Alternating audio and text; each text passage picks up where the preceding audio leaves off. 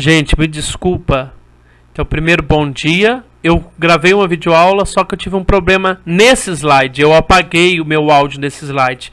Então, você vai encontrar tudo sobre a filosofia medieval e a patrística no seu capítulo 4, a partir da página 68, tá? Então, presta atenção para a nossa videoaula. Eu gosto de usar essa citação bíblica aqui, que eu acho ela muito profunda, tá? Eu vou falar aqui, eu vou trocar essa palavra verbo aqui, ó. Tá vendo essa palavra verbo? Eu vou usar a palavra logos. Quando eu falo em logos, eu falo em um pensamento, né? A tradução da palavra logos já significa palavra.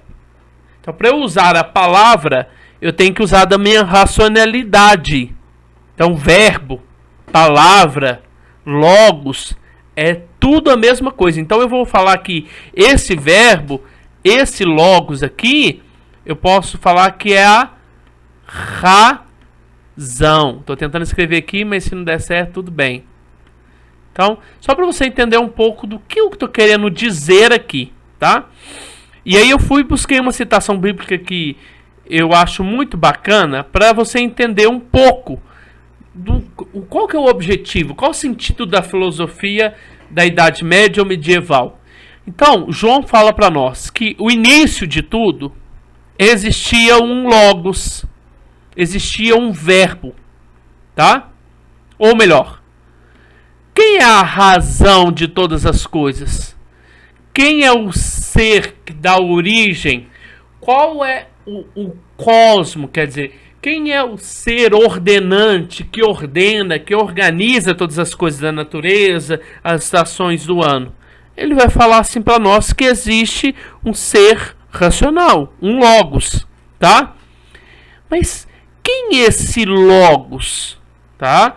Quem é esse logos? O logos é Deus, tá? Então você tem que entender que nós estamos falando agora de um Deus, não de vários deuses. Então, esse mundo, esse cosmos está ordenado graças a um verbo, a um logos, a uma razão. Então, quem é esse verbo, esse logos, essa razão que deu ordem para o cosmos, que deu origem para todas as coisas? É Deus, tá? É Deus. Você sabe que é Deus. Tá. E aí, para a gente continuar, então no princípio existia o logos, né? Existia o verbo. E o verbo estava junto de Deus. Estava junto de Deus. Ah, peraí.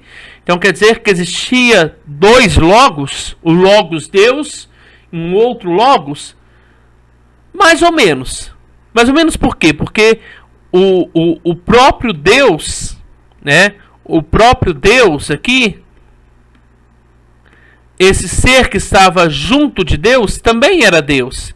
E quem é essa pessoa aqui que nós estamos falando? É a pessoa do Verbo encarnado, que é a pessoa de Jesus, tá?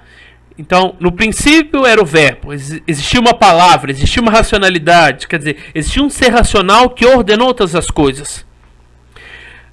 O verbo, a palavra, estava junto de Deus. E a palavra era Deus. Então a palavra era Deus.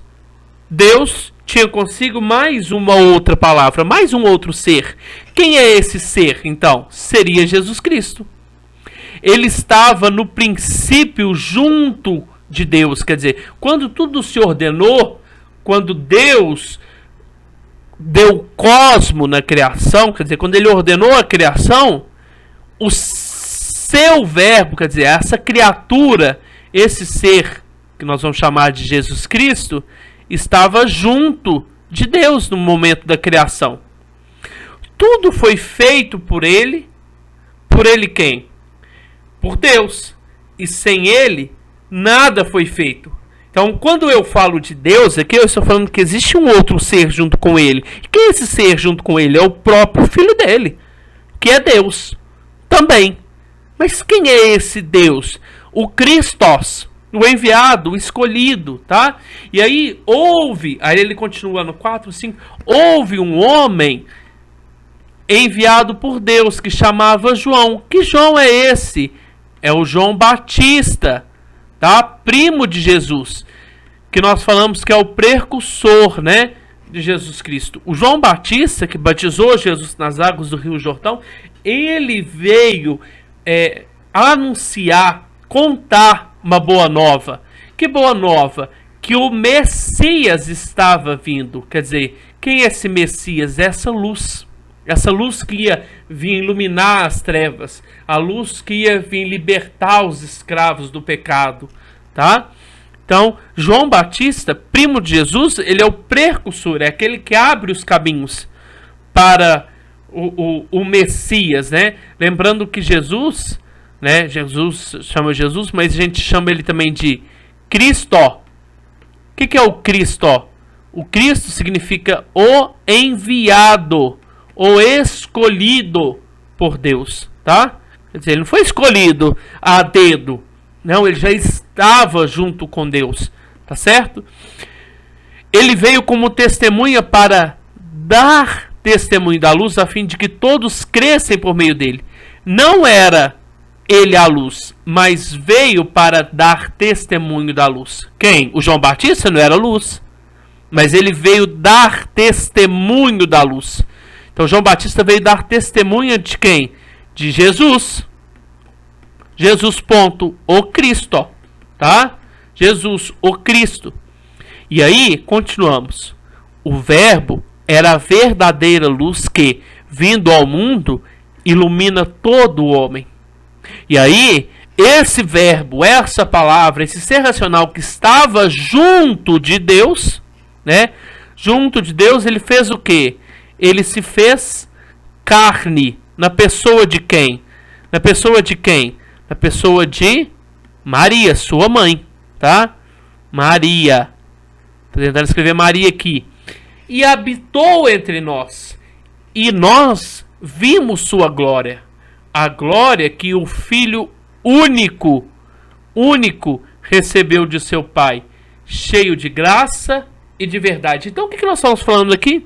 Nós estamos dando sentido para a filosofia medieval, média. Então qual é o foco? Quem é o ser propulsor?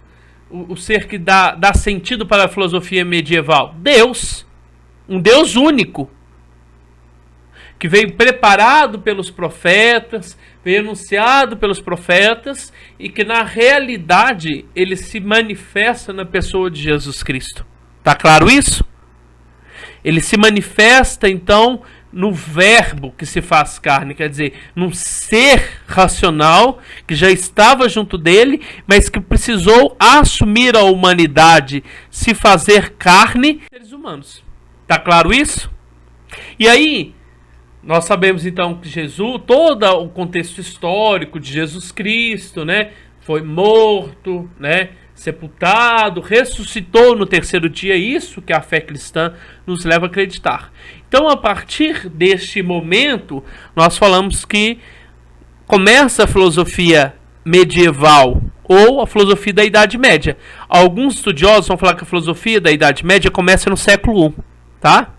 Com o nascimento de Jesus. Outros vão falar que ela começa no século V e vai até o século XV, tá? E aí na sua apostila, na página 68, eu peguei algumas características essenciais, tá? Que explica que o período da Idade Média, ela surge no século V, tá? No século V, início do Império de Constantino, lembrando que a fé cristã nos primeiros momentos até a morte de Jesus Cristo, até a sua ressurreição e até lá para frente, até Constantino ser batizado e declarar a fé católica, ou melhor, desculpa, a fé cristã como oficial do Império Romano, né? Essa fé é uma fé que era professada às escondidas, tá? E aí depois, quando ela se torna uma fé oficial no século V, né? aí então nós podemos falar que começa aí a filosofia medieval, a filosofia então que vai ocupar-se com as coisas de Deus, né? Com as coisas relacionadas à teologia. Então a filosofia, ela se torna uma teologia. Ela é conhecida como a Idade das Trevas também, ou uma época obscurantista. Mas por que isso, professor? Porque nesse momento, quem dominava, depois que o Império Romano declarou ela como oficial, quem dominava eram as instituições cristãs, representadas então pela Igreja, e os senhores feudais, né, que dominavam os seus engenhos, né, dominavam os seus servos, tá? E aí, por que é uma época das trevas? Porque houve para os estudiosos, um certo desinteresse, um descaso por esse período. Por quê? Porque quem centralizava o poder? Quem centralizava o poder era a Igreja Católica e os senhores feudais. Principalmente a Igreja Católica, que não deixava o homem ter essa autonomia do seu pensamento mais, tá? E aí, por que então os estudiosos acharam tão desinteressante esse período? Porque olha lá, a Idade Média não produziu nada de importante para a filosofia. Tá claro isso?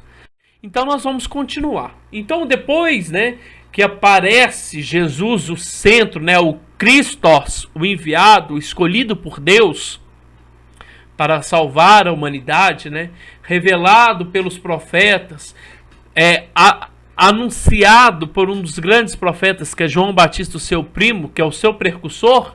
Então, depois da morte e ressurreição de Jesus Cristo, nós vamos falar que a filosofia, ela é dividida em 4 períodos. A nossa apostila vai falar que ela é dividida somente em 2 períodos, tá? Mas em outras filosofias, ou em outras apostilas, nós vamos falar que a filosofia, ela se dividiu em 4 momentos importantes. Desenvolveu o quê? Uma filosofia teológica, tá?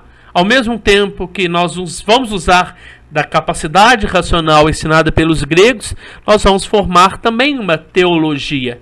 Então, como a filosofia ela se dividiu? Ela se dividiu em 4 períodos. No primeiro período, o período dos padres apostólicos. Nós temos que lembrar que a palavra padre,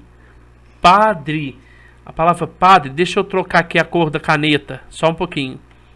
A palavra padre significa pai.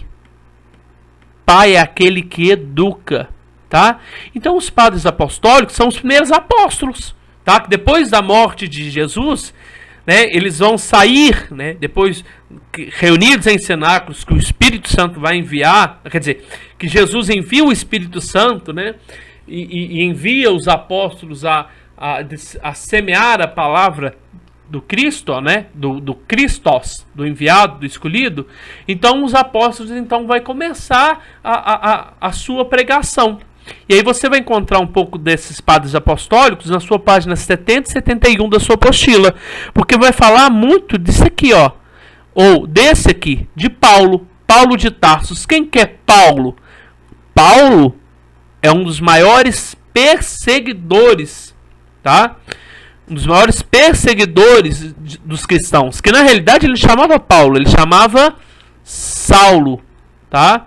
Então Paulo se tornou Paulo, mas antes ele era Saulo, tá? Então nos períodos dos pais, os primeiros apóstolos, né? Esse período está relativo ao início do cristianismo, quando os apóstolos, seus discípulos, saíram para dissemear a palavra de Cristo, né? Sobretudo em relação a temas morais. Entre eles destacou-se a figura de Paulo, ou de São Paulo, né? Pelo seu rico valor literário nas suas cartas, né? Nas suas epístolas, né? Dirigidas às primeiras comunidades, né? Olha, um destaque que eu quero dar na sua página 70 é quando Paulo chega no Areópago, né, ateniense, lá por volta do século 50, e ele procura assim, ver que no Areópago tem altares para todas as divindades, né? E aí o que ele vai fazer? Ele vai ver que tem um altar ali que está vazio. E nesse altar que ele está vazio, ele vai falar assim: opa, de quem que é esse altar? E lá estava escrito assim: ao Deus desconhecido. E aí ele aproveitou essa oportunidade e falou assim: é agora. ele deve ter pensado assim: agora que eu vou apresentar esse Deus único. Esse Deus único, tá? E aí ele faz toda uma explicação, tá? Esse Deus desconhecido, ele apresenta esse Deus desconhecido para os gregos. E esse Deus desconhecido é um Deus único, né? E o seu filho é Jesus Cristo. Depois, no segundo período, nós temos os padres apologistas. Olha, a apologia é uma defesa do cristianismo, tá? Então eu quero lembrar para vocês que tanto neste primeiro período dos padres apostólicos, tanto dos padres apologistas, apologistas que significa uma defesa, todos esses dois períodos, a fé, vou colocar só F, ela não combina com a razão. Fé, a explicação sobre a origem das nossas crenças, esse Deus único. Razão, quem é a razão aqui? A filosofia, tá? Então a fé e a razão, elas não se entendiam, se chocavam. Olha lá, para você entender, nos padres apologistas, relativo à apologia, quer dizer, uma defesa ou um elogio ao cristianismo contra a filosofia pagã. Então eles vão falar que a filosofia grega, né? A filosofia grega é uma filosofia pagã. Por que uma filosofia pagã? Que ele acredita-se em vários deuses. Não tinha uma moralidade, tá? Realizada por padres e escritores eclesiásticos. Entre os apologistas destacam-se Orígenes, Justino e Tertuliano, tá?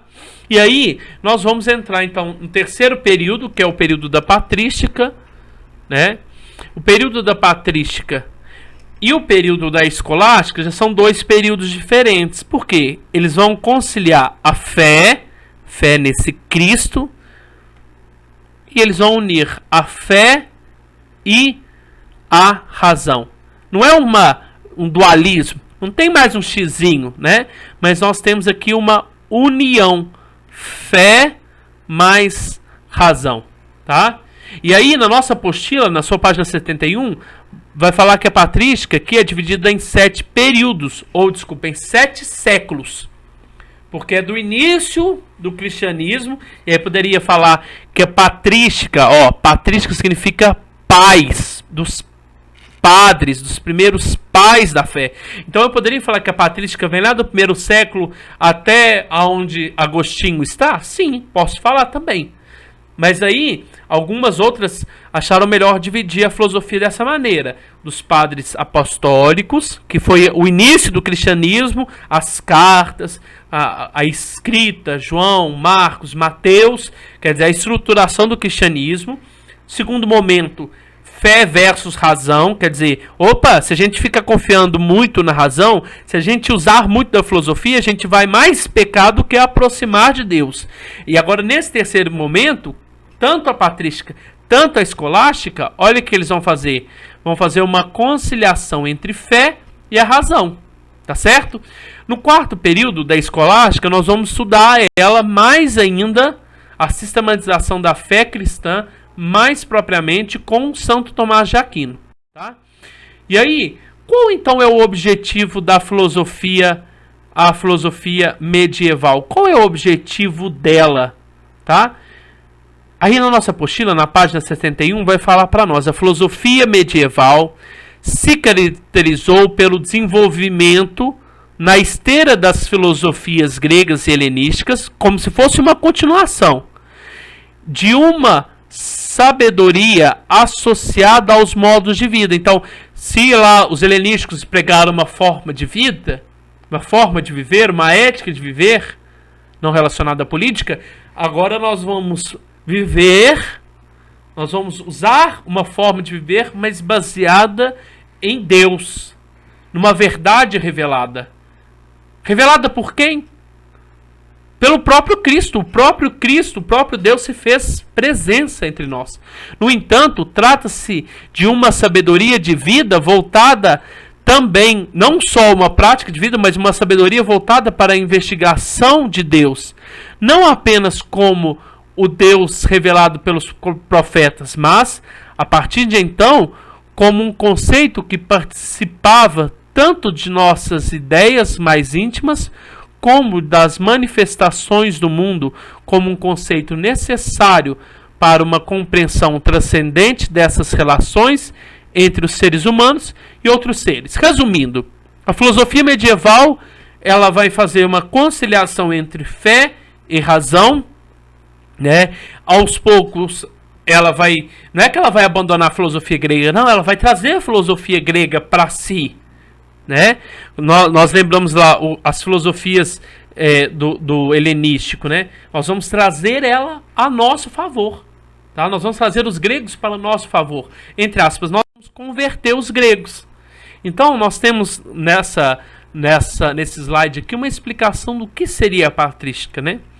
Como vimos, no período dos padres apologistas, houve uma recusa de conciliar filosofia e religião, sustentada no argumento de que religião era justificada pela própria graça divina. Quer dizer, não precisava, porque a fé ela é algo empírico, sensitivo. Não tem como eu explicar a fé pela razão. E aí a diferença está a partir daí. Nós vamos usar a razão para a gente entender a nossa fé. Está entendendo isso? Contudo, no período posterior, conhecido como patrística, houve uma crescente aceitação na filosofia grega pelos cristãos e líderes do cristianismo, em uma tentativa de conciliar a filosofia grega e a religião cristã. Os padres da igreja constituíam um conjunto de filósofos cristãos que, principalmente a partir do século III, aproximou por meio de seus escritos e pregações a filosofia grega, olha o que eles fizeram, aproximou a filosofia grega do cristianismo. Neste contexto, a filosofia teve papel principal, primordial, servindo como a base à formulação de argumentos que defendem de modo compreensível a doutrina cristã frente às heresias, frente às pessoas que batiam de frente contra a igreja. Então, olha para você ver, a filosofia ajudou a igreja a formular as suas teorias, as suas bases religiosas, suas bases de fé, como céu, inferno, salvação, redenção, purgatório, Santíssima Trindade, né? Isso são outras coisas que nós vamos estudar. O termo, então, heresia se refere às pessoas que iam contrárias à fé. Então, para que a filosofia serviu? Para dar mais força, mais sustento, tanto à palavra de Deus e agora às doutrinas da igreja cristã, tá? A fé ocupava lugar primordial e precedente à razão, devido à necessidade de munir a fé de argumentos racionais. A filosofia grega se tornou imprescindível neste momento. No entanto, não era qualquer filosofia que podia ser aceita, sendo os textos, as ideias dos pensadores gregos cuidadosamente selecionados. Todos os textos, ideias ou pensamentos que puderam representar, mesmo que timidamente, alguma ameaça à doutrina cristã e à revelação, foram deixadas de lado, buscando-se, por isso que alguns vão falar que não teve muita produção científica, né? Por quê? Porque tudo aquilo que não estava indo de acordo com a doutrina cristã e a revelação partida de Jesus Cristo era abandonado. Não está indo contra a nossa fé, então é desnecessário. Buscava-se somente textos que servissem de base para uma nova interpretação dos pensadores a partir da visão cristã. Dessa forma, as doutrinas filosóficas, porque ficou grifado errado, as doutrinas filosóficas seriam selecionadas apenas se servissem com o objetivo da igreja de fortificar a fé a partir destes textos interpretados à luz da revelação divina. Quer dizer, esses textos, essas doutrinas sempre estavam baseadas, logicamente, na palavra de Deus escrita, e a filosofia então colaborou para essa formação das doutrinas. Para a gente finalizar, a patrística da sua página 72, eu não vou aprofundar as contribuições de Clemente e Orígenes, porque Eles contribuíram, sim, Clemente, na sua cosmologia, Orígenes, na formação, na explicação sobre a Santíssima Trindade. Mas nós temos que focar nesse Santo Agostinho aqui, ó, tá? Então, essa é a primeira parte da nossa videoaula, tá? Você quer entender mais sobre Clemente, Orígenes? Sim. Então, você vai lá na sua página 72 e você pode ler um pouco sobre a filosofia dos dois. Mas ela não é assim tão essencial, né, como e quanto a filosofia de Santo Agostinho. Então, para a gente entender um pouco, vou só fazer uma puxadinha aqui. Quem foi Santo Agostinho? Santo Agostinho é um Platão. É um Platão da filosofia grega. Lembrando que tanto o período da patrística da escolástica foi a união entre fé e quem?